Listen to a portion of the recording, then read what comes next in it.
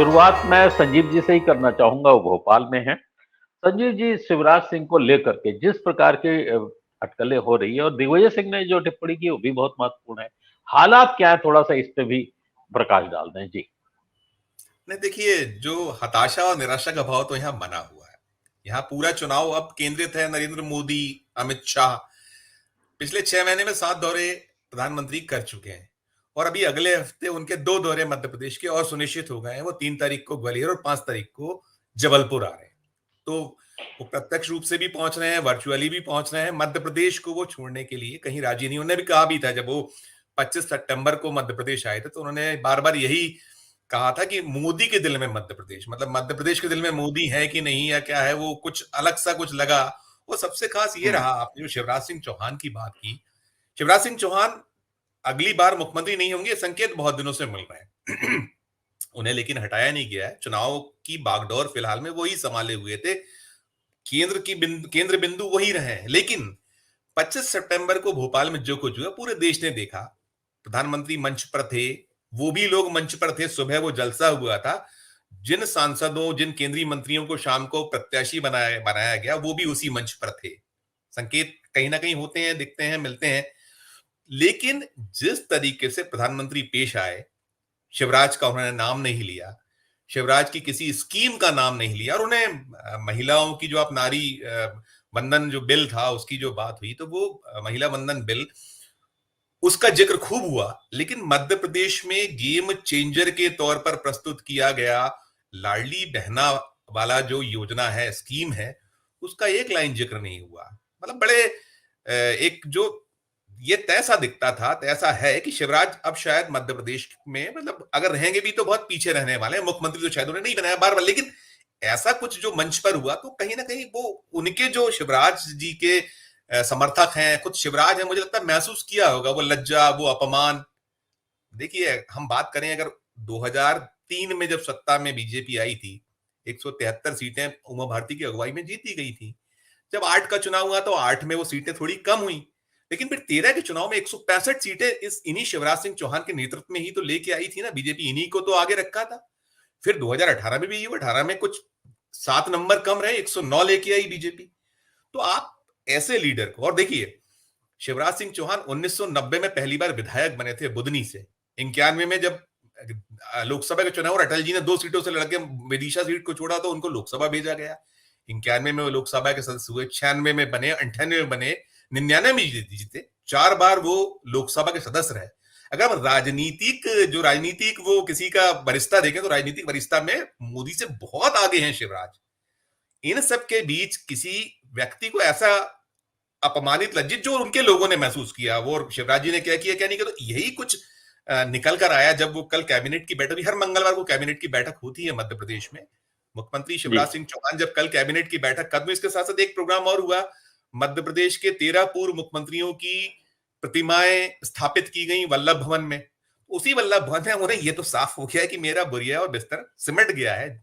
जो केंद्र केंद्रीय नेतृत्व है, मोदी शाह की जो जोड़ी है, अब तो उसको प्राइवेट लिमिटेड कहते हैं। BJP party with the difference जो होते था, वो तो सब चीजें खत्म है। अब तो तात्कालिक लाभ क्या हो सकता है, कैसे क्या भुनाया जा सकता है, वो सारी चीजें हो रही। तो उसके तहत जो सब निकल के आया, तो उन्होंने एक भरे मन से ही, उनका कल जो बॉडी लैंग्वेज उनकी भी थोड़ी निराशा वाली थी। अभी बहुत उत्साह के साथ में वो लगातार घूम रहे हैं, जा रहे हैं, वो नाप रहे हैं पूरा मध्य प्रदेश।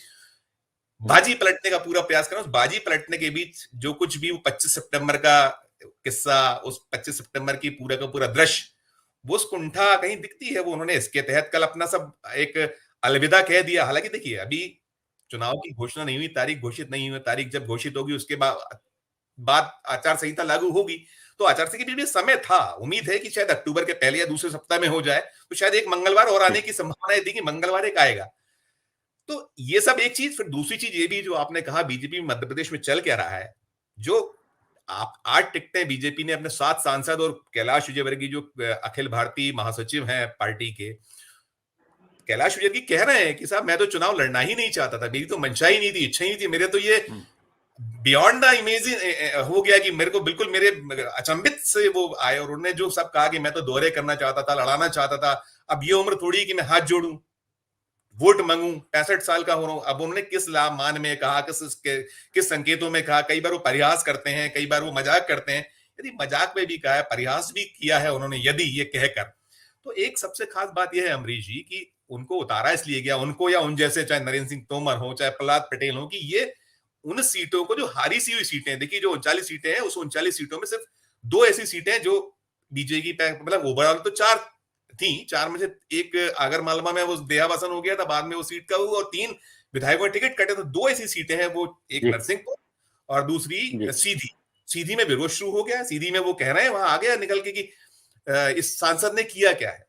ऐसे ही नरसिंहपुर में भी कहीं ना कहीं जो विरोधी थे वो प्रहलाद पटेल या उनके भाई अभी तक विधायक थे ज्वालन सिंह पटेल, जिनको मंत्री बनाया गया था एक बार, उनके वहां के जो किस्से कहानियां, उनपे तमाम आरोप है, एक जो कह ली रंगदारी के आरोप उनके बेटों पे, तो और कई ऐसे गंभीर किस्म के अपराध और मुकदमे पे कायम हुए।